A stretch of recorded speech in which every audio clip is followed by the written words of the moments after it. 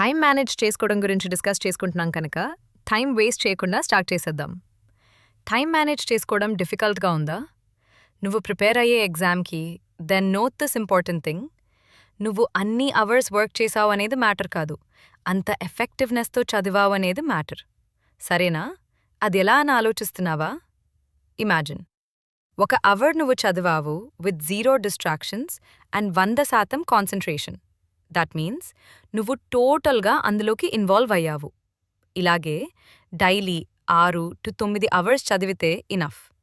అలా కాకుండా 12 to 15 hours చదవాలి.